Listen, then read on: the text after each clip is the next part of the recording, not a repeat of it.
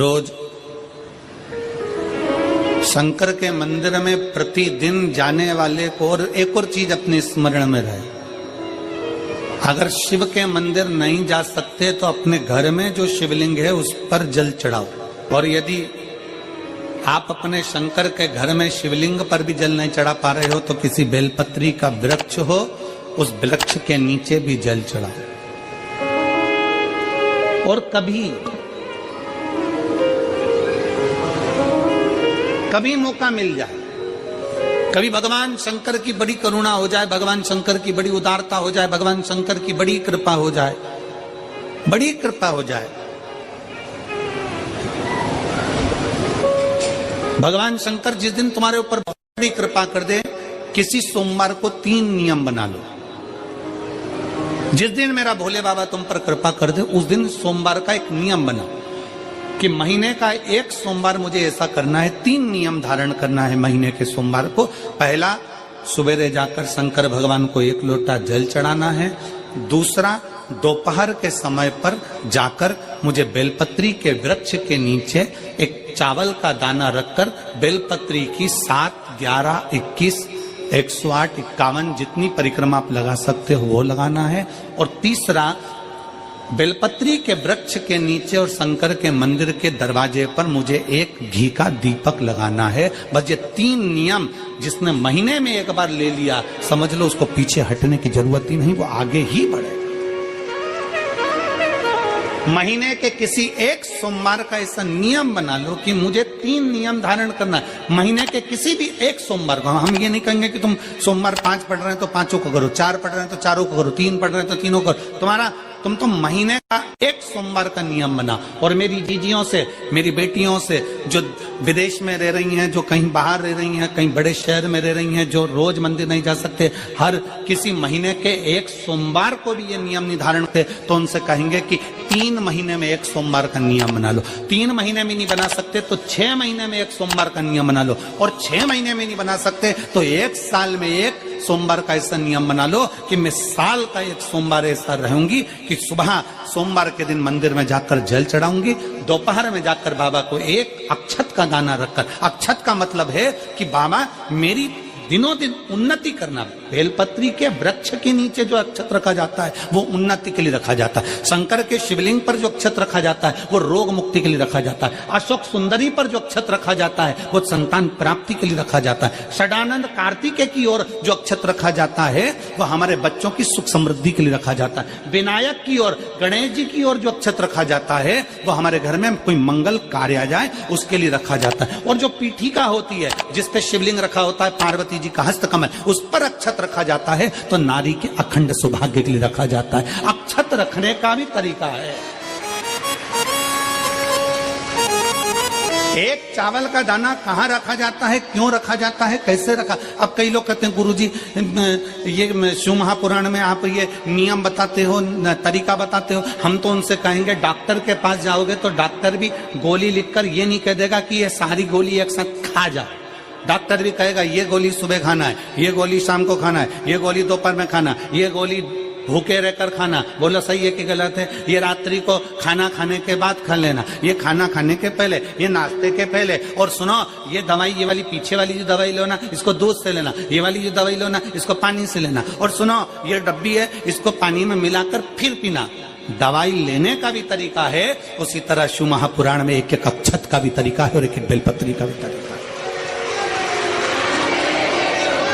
अब मान लो कई लोग कहते हैं गुरुजी आप ये तरीका बताते हो शिव पुराण के माध्यम से, कई लोगों के मन में संशय जागता है, तो अगर हम एक साथ चावल चढ़ा दे तो उसका क्या तरीका है? तो हमारा निवेदन है डॉक्टर जो दवाई ले एक ही बार में निपटा जाए, एक ही बार में खा ले। दवाई एक बार में पूरी खा गए असर नहीं करेगी, इसमें डॉक्टर का कोई दोष नहीं है। उसने तो बताया था ऐसे लेना, ऐसे लेना। और तुमने, मैं डॉक्टर साहब ने पूछा दवाई पूरी ली, शाम की दवाई भूल गई थी, सवेरे की दवाई भूल गई थी, ये दवाई भूल गई थी। डॉक्टर कहेगा हमने तो नियम बताया था, तुमने नहीं खाई तो असर कहां से करेगी? तुम असर कब करती है? जब हम पूजन के तरीके को जान जाए, जब हम अर्चना के तरीके को जाए। आप साल भर का एक सोमवार निकाल लो, 6 महीने का एक सोमवार निकाल लो, 3 महीने का एक सोमवार निकाल लो, महीने का एक सोमवार निकाल लो, अपने से दिल में बन जाए तो एक सोमवार ऐसा निकालो जिसके 3 नियम धारण हो। पहला, उसी सोमवार जिसको कर रहे हो उस दिन सुबह जल चढ़ाना। दूसरे, दोपहर के समय पर जाकर बेलपत्री के वृक्ष के नीचे एक चावल का दाना रखना। और परिक्रमा बेलपत्र की जितनी तुमसे बन जाए, जितनी तुम्हारे शरीर की कैपेसिटी हो, जितना तुम्हारा शरीर चलते बन जाए। हम तो ये भी नहीं कहते कि तुम भूखे रहकर भगवान का भजन करो, हम कभी नहीं कहते। हम तो यहां तक कहते हैं, हमारे पुष्टि मार्ग में यहां तक कहा गया कि वल्लभ कुल की एकादशी करो, भले बकरी जैसे चरो पर एकादशी करो। हम तो यहां तक कहते हैं कि बहुत समय से कल मेरी एकादशी है, एकादशी है, एकादशी है, एकादशी है, पूरे घर को हिलाकर रख दिया, एकादशी है, एकादशी, एकादशी है। बहू टेंशन में, बेटा डिप्रेशन में, पति पपीता ला ला के, सेव फल ला ला के, मूंगफली का दाना ला ला के, काजू कतली ला ला के, सेव फल ला ला के, और सारा सामान, साबूदाना और खिचड़ी और ना चिप्स ना जाने क्या क्या ला ला के, बेचारा पति एकादशी आती है वो नौमी से चिंता में पड़ जाता है।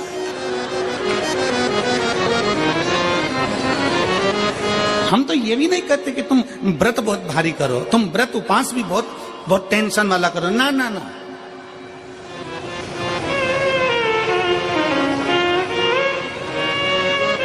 अपने को व्रत उपास भी इतना बहुत बहुत भूखे रह रहे हो, बहुत प्यासे रह रहे हो, और मालूम पड़े कि भगवान हमें मिलेगा, भगवान हमें मिलेगा। भगवान कहता है कि देख भाई, मैं भी भूखा नहीं रहता, तू भी भूखा मत रहे, मैं भी चकाचक रहता हूँ, तू भी चकाचक रहे, मैं भी अपने। और भगवान शंकर तो ये भी कहते हैं कि अपना परिवार में मत छोड़ो। मेरे पास में पार्वती भी, एक ही देवता है जो विद फैमिली मंदिर में बैठता है। शंकर जी हैं तो पार्वती जी है, तो गणेश जी हैं, तो कार्तिकेय जी हैं, तो नंदी है, सब मंदिर के अंदर चाहिए। शंकर भगवान अपने पूरे परिवार के साथ। शंकर जी तो ये कहते हैं अकेले तुम क्यों रहते हो। शिव जी की एक बात अपने ध्यान में रखना, कितनी सुंदर बात है शंकर भगवान की, बहुत ध्यान में रखिएगा। आप जोहरी नहीं हो, हीरे को नहीं परख सकते। हम भी जोहरी नहीं है, हम हीरा को नहीं समझ सकते। पर भगवान शंकर ने पृथ्वी पर जिसको जन्म दिया उसको जोहरी बनाकर पैदा किया है, उसको जोहरी बनाकर भेजा है कि आप भले हीरा को न समझो चलेगा, पर अपने नजदीक में कोई दुखी है तो उसकी पीड़ा को जरूर समझना। भगवान शंकर कहते हैं उसकी पीड़ा का स्मरण रखना।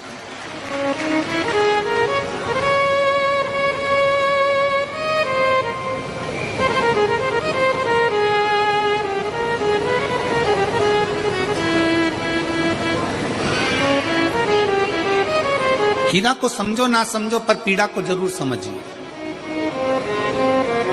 किसी के दर्द को जरूर समझिए, किसी के दुख को जरूर समझिए, किसी की तकलीफों को जरूर समझिए। पशुपतिनाथ का व्रत करते हो आप, 16 सोमवार का व्रत करते हो आप, संकट सोमवार का व्रत करते हो आप, शिवरात्रि का व्रत करते हो, सोमवार की अष्टमी का व्रत करते हो। उन व्रतों में सारे व्रत करो, मना नहीं है, पर उस व्रत में अपना पूर्ण समर्पण परमात्मा के प्रति रखो। केवल खाना छोड़ा है, अन्न छोड़ा है, भोजन छोड़ा है, और दिन में सुबह से लेकर शाम तक 2-3 बार तुमने कुछ ना कुछ पाया है, वो व्रत हो सकता है आपकी दृष्टि में, पर हमारी दृष्टि में व्रत कौन सा है। शिव महापुराण की कथा कहती है कि सुबेरे आपका व्रत चालू हुआ, दूसरे दिन ब्रह्म मुहूर्त तक जो आपका व्रत आपने रखा है, भगवान का जो व्रत कर रहे हो, उस व्रत में एक बात अपने अंदर उतार कर रखो कि इस दिन मैं अपने मोबाइल का त्याग करती हूँ, पूरे दिन मैं मैसेज नहीं पढ़ूंगी, मैं देखूंगी नहीं, मैं अपशब्द नहीं कहूंगी, मैं जानूंगी नहीं। दूसरा, आज के दिन मेरा व्रत है, आज 1 महीने में, 15 दिन में, 2 दिन में, 20 दिन में मैंने अगर किसी से भी अपशब्द कहा होगा, आड़ा टेढ़ा कहा होगा, तो सबसे पहले आज व्रत वाले दिन मैं उसको सॉरी कहूंगी, क्षमा मांगूंगी और अपने हृदय से लगाने का प्रयास करूंगी। व्रत है, व्रत का तीसरा अंश, आज मेरा व्रत है, मैं आज के दिन किसी को भी अपशब्द नहीं बोलूंगी, किसी के लिए आड़ा तड़ा नहीं बोलूंगा। आज जितना बन सकेगा मैं सात्विक जीवन जीऊंगा। चौथा, आज मेरा व्रत है, आज के दिन मैं झूठ नहीं बोलूंगी, ना झूठ बोलूंगा सुबह से लेकर शाम तक। और पांचवा, आज व्रत वाला दिन है,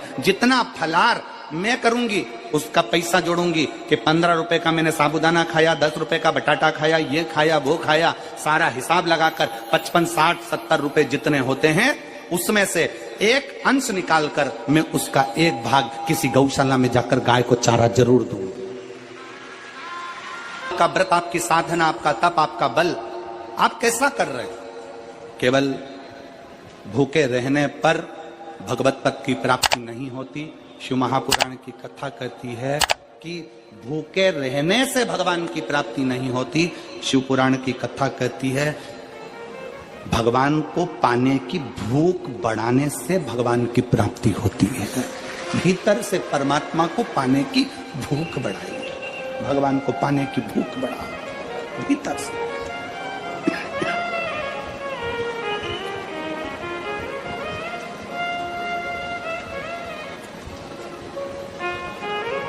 व्रत करो मना नहीं, तप करो मना नहीं, साधना करो मना नहीं, पर उस तप साधना में व्रत में परमात्मा को पाने की ललकता हो आपके भीतर, भगवान को पाने की ललकता हो आपके भीतर, भगवत पद को पाने की ललकता हो आपके भीतर, तो भगवान। महापुराण की कथा एक बड़ी सुंदर बात कहती है, व्रत आप करते हो, उपास आप करते हो, नियम आप लेते हो, पूरा किसको करना पड़ता है? तुम्हें नहीं।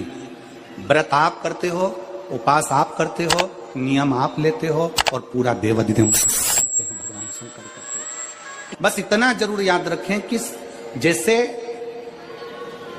कुछ प्राप्त हो भी गया तो शिव को धन्यवाद देकर शंकर के दरवाजे पर जाते रहना, यह हमारा कर्तव्य है।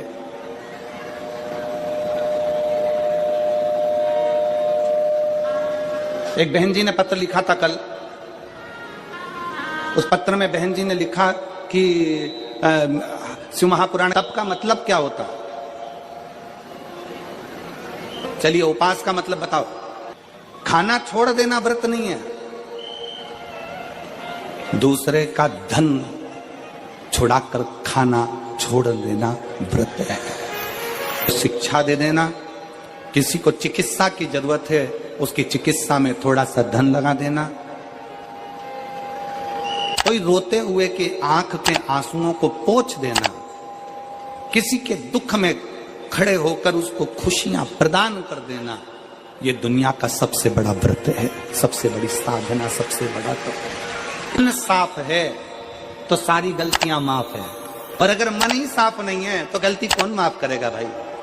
हम भी तो अपनी जिंदगी में एक नियम बना सकते हैं कि मैं श्री शिवाय नमस्तुभ्यम का जाप करूंगी, मेरी कॉलोनी में कोई शंकर जी का मंदिर है, हम 5-10 महिलाएं प्रत्येक सोमवार को 10 मिनट बैठेंगी, शाम के समय प्रदोष काल में 6 बजे 6:30 बजे बैठेंगे, 6:45 बजे 15 मिनट बाद उठ जाएंगे, श्री शिवाय नमस्तुभ्यम का जाप करेंगे, शंकर जी को भोग लगाएंगे।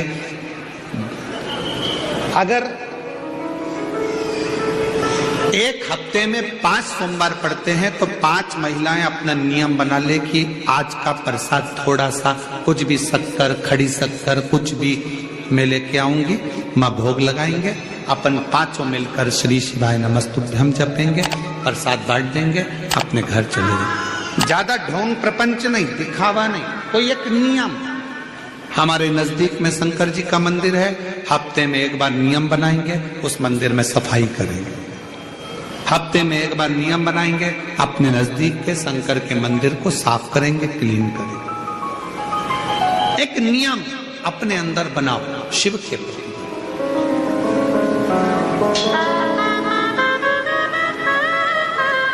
अपने भीतर जब हम नियम बना लेते हैं कि श्री शिवाय नमस्तुभ्यम जपना है, शिव को एक लोटा जल चढ़ाना है, शंकर की आराधना करना है, तो शिव हमारे लिए भी कोई ना कोई नियम जरूर बनाते हैं और हमारा कल्याण जरूर करते हैं। एक नियम बना, इस कथा को सुना, तुम्हारे पति को फल प्राप्त हो। कलिकाल में संसार में जो शिव महापुराण की कथा को सुनता है, श्रवण करता है, करवाता है, बांटता है, सुनता है, वो जितने जीव इस कथा को श्रवण करने आते हैं, केवल उनका ही नहीं, उनकी 71 पीढ़ी का कल्याण शिव पुराण की कथा कर। लंबी बाती का प्रमाण अलग होता है। लंबी बाती क्यों लगाई जाती है? भगवान के मंदिर में दीप में, देवियों की पूजन में, लक्ष्मी की वृद्धि के लिए। कौन से देवता क्या लंबी बत्ती लगती है और कौन से देवता क्या गोल बत्ती लगती है, उसका भी प्रमाण वर्णन। किसी देवी की पूजन करो तो लंबी बत्ती आती है, कुल देवता की पूजन करो तो लंबी बत्ती आती है। किसी मंदिर में किसी देवता को लगाने जाओ तो गोल बत्ती लगती है, उसका भी प्रमाण है। लंबी बत्ती जहां लगाई है, अगर लक्ष्मी के सामने लगाई है तो लक्ष्मी की लंबाई बढ़ती है, लक्ष्मी की वृद्धि बढ़ती है। अगर कुल देवता के नाम की लगाई है तो वंश की वृद्धि होती है। इसलिए हमारे यहाँ अमावस्या पूनम को जो पाटे वाटे भराते हैं उसमें गोल बत्ती नहीं लंबी लगाई जाती है, जिससे हमारा वंश बढ़े।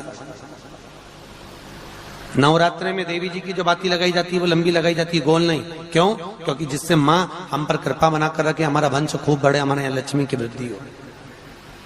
स्थिर बाती, गोल बाती लगाई जाती है ब्रह्मा के मंदिर में, इंद्र के मंदिर में, देवता के मंदिर में। तुलसी के सम्मुख में लंबी बाती नहीं लगती, तुलसी के सम्मुख में गोल बाती लगाई जाती है महाराज, जिससे स्थिरता का भाव केंद्रित। स्थिर